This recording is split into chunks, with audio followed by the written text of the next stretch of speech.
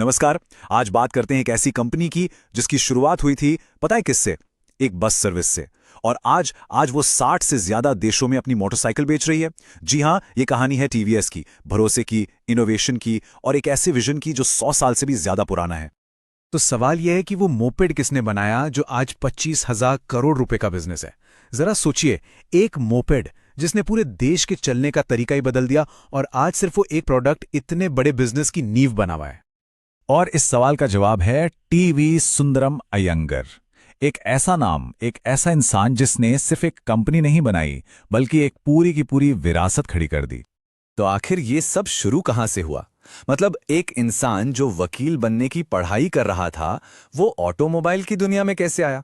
चलिए कहानी की एकदम शुरुआत में चलते हैं। टीवी सुंदरम अयंगर ने पढ़ाई तो की थी वकालत की, रेलवे में काम किया, फिर बैंक में भी नौकरी की। मतलब एक अच्छी खासी सिक्योर लाइफ थी। पर उनके अंदर ना देश के लिए कुछ कर गुजरने का एक जुनून था।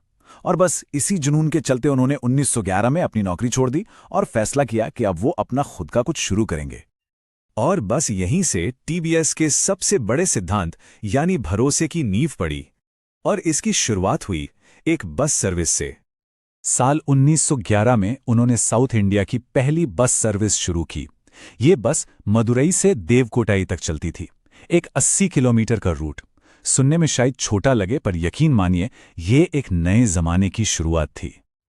उनकी सर्विस इतनी ज्यादा भरोसेमंद थी, इतनी पंक्चुअल कि एक कहावत मशहूर हो गई थी कि लोग अपने घड़ी का समय टीवीएस बस के आने जाने से मिलाते थे।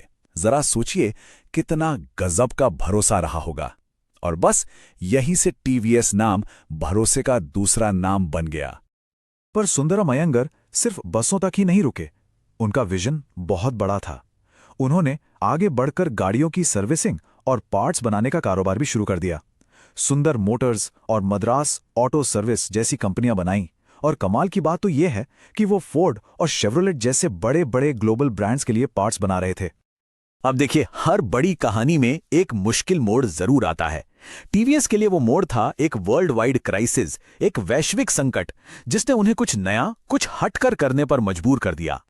हम बात कर रहे हैं 1940s के दशक की। दूसरा विश्व युद्ध चल रहा था और पेट्रोल के दाम आसमान छू रहे थे। अब जाहिर है एक ट्रांसपोर्टेशन बिजनेस के लिए ये एक बहुत बहुत बड़ी चुनौती थी।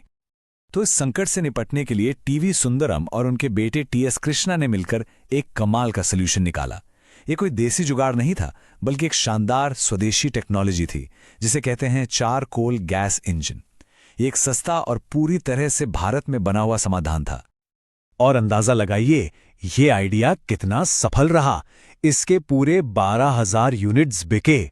बस इसी एक चीज ने यह साबित कर दिया कि टीवीएस सिर्फ एक ट्रांसपोर्ट कंपनी नहीं है, बल्कि एक इनोवेशन पावर हाउस है। तो चलिए, अब कहानी अगली पीढ़ी के हाथों में जाती है और अब जन्म होता है एक ऐसे प्रोडक्ट का जिसने भारत में आम आदमी के लिए पर्सनल ट्रांसपोर्ट का मतलब ही बदल दिया। साल 1955 में संस्थापक के निधन के बाद उनके 4 बेटों ने इस विरासत को आगे बढ़ाया। और क्या खूब आगे बढ़ाया। उन्होंने मिलकर टीवीएस ग्रुप को 50 से ज्यादा कंपनियों के एक विशाल नेटवर्क में बदल दिया, जिसकी आज की कीमत 70,000 करोड़ रुपए से भी ज्यादा है। लेकिन असली ब्रेक थ्रू, जो असल गेम चेंजर था, वो आया 1980 में भारत की पहली 2 सीटर मोपेड के साथ। नाम था टीवीएस 50। आप जरा उस वक्त के मार्केट को समझिए। तब सिर्फ सिंगल सीटर लूना आती थी और टीवीएस लेकर आया टीवीएस 50, जो 2 लोगों के बैठने के लिए थी, सस्ती थी और सामान ले जाने के लिए तो एकदम परफेक्ट थी। गांव के दुकानदार से लेकर छोटे बिजनेसमैन तक हर किसी ने इसे हाथों हाथ लिया। पर कहानी यहीं खत्म नहीं होती। टीवीएस 50 तो बस एक शुरुआत थी। इसके बाद तो कंपनी ने इनोवेशन का एक ऐसा सिलसिला शुरू किया जो आज तक जारी है। जैसे 1982 में सुजुकी के साथ मिलकर AX100 लॉन्च की, जो इंडिया की पहली 100 सीसी कम्यूटर बाइक थी। फिर 1994 में जब सब मान चुके थे कि स्कूटर का मार्केट खत्म हो गया, तब टीवीएस ने खास तौर पर महिलाओं के लिए स्कूटी लॉन्च करके एक नया मार्केट ही बना दिया। और 2007 में आई अपाचे RTR, जिसने परफॉर्मेंस बाइक्स के शौक को देश के हर युवा तक पहुंचा दिया। और इंडिया में पहली बार का यह सिलसिला यहीं नहीं रुका। देश की पहली 5 स्पीड बाइक शाओलिन, पहली कैटालिटिक कन्वर्टर वाली बाइक शोगन, और सुजुकी से अलग होने के बाद उनका पहला इंडिपेंडेंट प्रोडक्ट विक्टर। टीवीएस ने बार बार यह साबित किया कि इनोवेशन उनके खून में है, उनके डीएनए में है। तो ये तो थी अब तक की कहानी, पर आज टीवीएस कहाँ खड़ा है और भविष्य के लिए उनकी क्या तैयारी है, चलिए देखते हैं। आज अकेली टीवीएस मोटर कंपनी ही 25,000 करोड़ रुपए से ज्यादा की है और इसका कारोबार 60 से ज्यादा देशों में फैला हुआ है। ये आंकड़े ही अपने आप में पूरी कहानी बयां करते हैं। और भविष्य के लिए उनका विजन एकदम साफ है, ग्लोबल बनना है। देखिए, जर्मनी की BMW के साथ मिलके वो हाई परफॉर्मेंस बाइक्स बना रहे हैं। ब्रिटेन का 124 साल पुराना आइकॉनिक ब्रांड नॉर्टन, उसे उन्होंने खरीद लिया है और इलेक्ट्रिक फ्यूचर के लिए स्विस ई मोबिलिटी कंपनियों में भी पैसा लगा रहे हैं। क्योंकि टीवीएस ये बात अच्छी तरह जानती हैं कि भविष्य इलेक्ट्रिक गाड़ियों का है, और टीवीएस iQube जैसे प्रोडक्ट्स के साथ वो इस आने वाले कल के लिए आज ही पूरी तरह से तैयार हैं।